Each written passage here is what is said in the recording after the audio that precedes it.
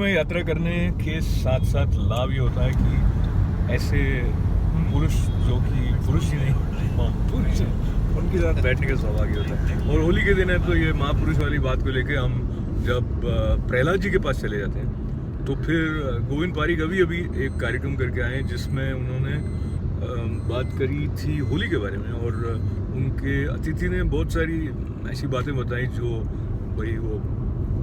मतलब खम्मा उखाड़ते हैं, हम लोग कहते हैं प्रहलाद जी को बचा लिया होलिका से। उसके अंदर जो तत्व की बात है वो गोविंद जी बताएंगे, और गोविंद जी बताएं उससे पहले मैं एक तो उनका धन्यवाद करता हूँ कि गाड़ी चला रहे, लेकिन कैमरे की तरफ आप बिल्कुल मत ध्यान दीजिएगा, आप रास्ते की तरफ दीजिएगा। तो किसका कहाँ ध्यान होना चाहिए ये भी हमारे शास्त्र बहुत अच्छी तरह बताते हैं, उस बात को आप भी ध्यान में रखें, हमारा ध्यान आज की बात की तरफ। जयपुर दूरदर्शन द्वारा प्रसारित कार्यक्रम सुप्रभात धरती दोहरारी में सुबह 8 बजे से 9 बजे तक आचार्य उशर बुद्ध से बसंतोत्सव और होली के अवसर के ऊपर 1 घंटे का विस्तृत विचार विमर्श हुआ। विस्तृत उनका चिंतन सुनने का मौका मिला। आचार्य उशर बुद्ध ने होली का जो उद्गम है उसके बारे में कहा गया, सबसे पहले ही बताया जाता है कि हिरण्यकश्यप और नास्तिक सर्वाधिक महत्व दिया जाता था और ईश्वर के प्रति उनकी कोई श्रद्धा नहीं थी। ईश्वर की उपासना को वो एक तरह से निषेध थी, पूरी किसी स्वरूप में नहीं किया जाए। और भक्त प्रहलाद की कथा का और विस्तृत विश्लेषण करते हुए बताया कि कुम्हार के मटके में बिल्ली के बच्चे रह गए और कुम्हार प्रार्थना कर रहा था कि मेरे बिल्ली के बच्चे बच जाए। प्रहलाद ने सुना जो राजकुमार था, और उसके बाद उसको लगा कि एक कुम्हार राजा से प्रार्थना करने के बजाय ईश्वर से प्रार्थना करता है, और ईश्वर से प्रार्थना के बाद प्रहलाद ने देखा भी कि उसके बच्चे बिल्ली के बच्चे बच गए, वो एक घड़ा कच्चा रह गया। उसको उसने ईश्वर का अस्तित्व मानते हुए ईश्वर के प्रति अगाध श्रद्धा के साथ ईश्वर भक्ति शुरू कर दी, और एक तरह से भक्ति का आंदोलन शुरू कर दिया। और उनके साथ बहुत सारे लोग जुड़ते गए जो हिरण्यकश्यप की विचारधारा से प्रभावित नहीं थे। वो वैज्ञानिक स्वरूप तो चाहते थे, लेकिन आस्तिकता भी उनमें थी। और इन सब के बाद जब आगे भक्त प्रहलाद का स्वरूप बढ़ने लगा तो अंत में उसने मरवाने की कोशिश की। होलिका बेसिकली एक केमिस्ट के स्वरूप में थी, जिन्होंने बहुत सारे रसायन और लेप अपने ऊपर इस तरह से कर लेती थी जिससे वो अग्नि से ना जल सके।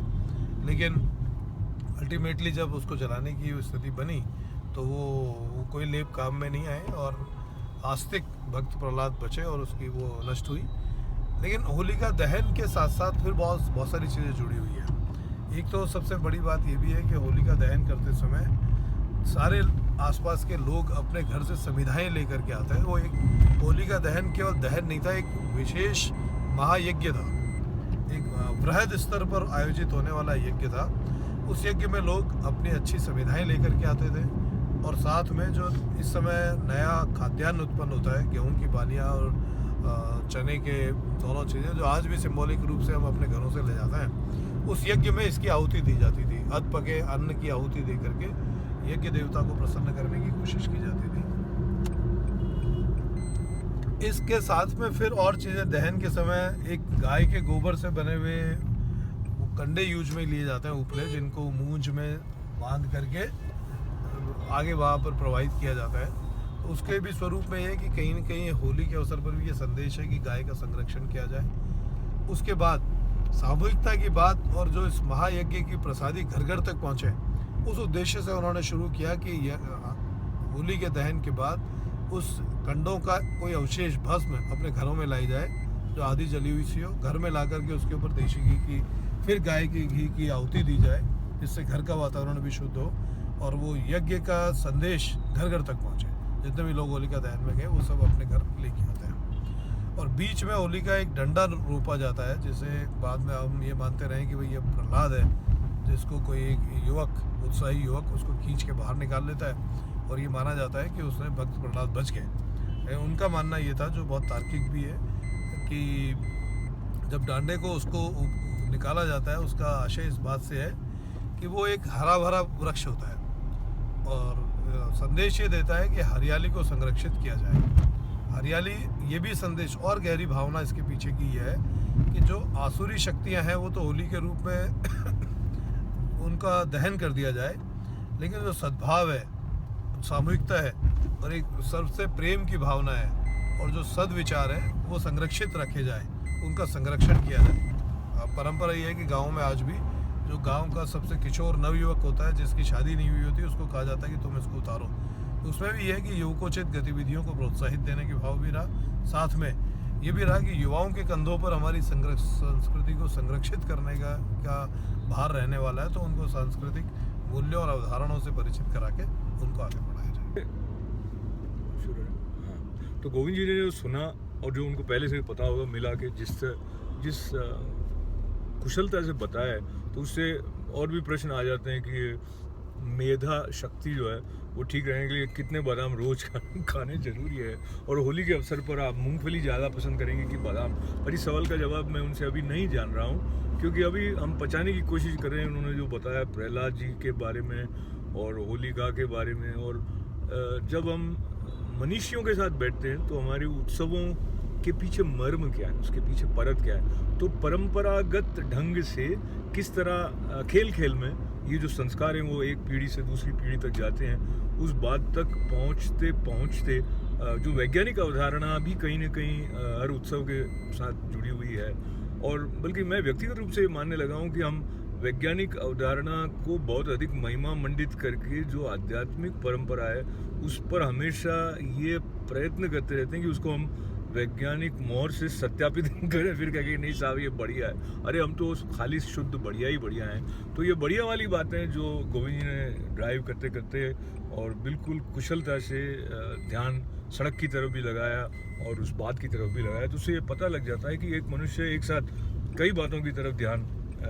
लगा कर भी वो एक समन्वय अपने भीतर का जो है उसको उजागर करता है। तो इसके लिए मैं आप सबकी तरफ से इनको बधाई पेश करने के साथ, इनका धन्यवाद करने के साथ साथ इनको ये अवसर देना चाहता हूँ कि वो कुछ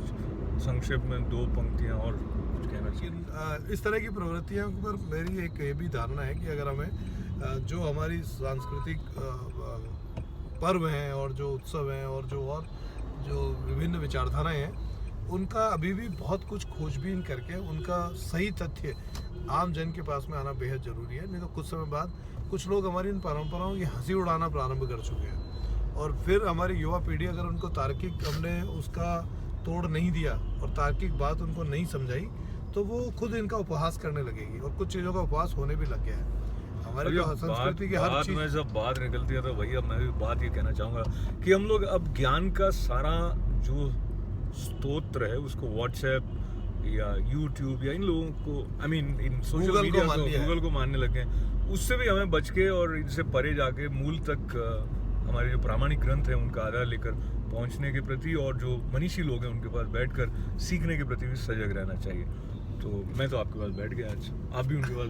मैं भी एक अच्छे मनीषी के साथ बैठा, तो उनके साथ बहुत सारी चीज़ें सीखने को मिली, सुनने को मिली, और ऐसी चीज़ें सीखना और सुनना उसकी प्रवृत्ति को बढ़ाना भी बेहद ज़रूरी है। क्योंकि हम देखते हैं कि अगर इस तरह की परिस्थितियाँ कम होती गई तो कम होने का परिणाम होगा कि कुछ समय बाद में ये चीज़ें विलुप्त होने लगेंगी, और जो अमोल खजाना हमारा है, जो हमारे प्राचीन ऋषियों मुनियों ने बहुत खोजबीन के साथ, बहुत बड़े अभ्यास के बाद जो उन्होंने जीवन जीने की पद्धति हमें बताई है, उस पद्धति को अगर हमें भूल गए तो ये बहुत बड़ा नुकसान हम अपने आप को कर चुके होंगे। तो हमें इससे बचने की सख्त ज़रूरत है। या हम दोनों जने जो हैं उनको इससे बचने की ज़रूरत है कि हम बोलते ही नहीं रहें, सुनना भी प्रारंभ करें। तो सुनने के लिए अब चुप रहना जल्दी होता है गोविंद जी, पर चलते चलते क्योंकि आप भी इतना बोले तो मैं भी ये बोलूँगा कि होली के वक्त मस्ती और ये सब होते होते अभी हो गया कि हम होली आई का मतलब ये कि वो कौन सा गाना है अमिताभ बच्चन ने गा दिया, कौन सी पिक्चर का गाना है, सिलसिला का, रंग बरसे रंग बरसे, वो रंग तो बरस रहा है। हाँ। लेकिन रंग प्रकृति के रंगों के साथ, हम तो टेसू के फूलों के साथ होली खेलने वाले हैं, वाह। और वो रंग जो बरसते हैं वो न केवल हमारी शरीर को बल्कि हमारे मन तक प्रसन्न करते हैं। और होली का अवसर तो प्रकृति खुद अपने रंग बिखेर रही है, वृक्षों में नई कोपलें आ रही है, और तितलियाँ हमारे हरे भरे खेतों के ऊपर लहलाते खेतों पर उड़ रही है, सरसों एक तरह से पीली चुनरिया जैसे खेतों ने ओढ़ ली हो। और उसके बाद हम देखते हैं कि भंवरे भी गुनगुना रहे हैं, संगीत इस समय स्वतः अपने आप प्रस्फुटित होता है। तो प्रकृति के रंग है, बसंत के रंग है, और इस बसंत के रंगों का एहसास करने के लिए हम देखते हैं कि मनुष्य नहीं, हमारी जड़ चेतन हर चीज़ प्रस्फुटित है, उल्लासित है, हर्षित है। तो हर्ष और उल्लास जो हमारे मन में है उसका हम और ज़्यादा आगे बढ़ाएं, वही सबसे बड़ा संदेश। वाह वाह वाह। इसके बाद में वल्लभाधीश की जय करते हुए आपका, इनका नाम गोविंद जी है तो उस नाते भी एक अतिरिक्त धन्यवाद, और आप सबका जो 7 शब्द और मौन दोनों के समन्वित रूप में हमारे साथ रहे उसके लिए आपका बहुत बहुत आभार है। धन्यवाद, बहुत बहुत धन्यवाद। हैप्पी होली।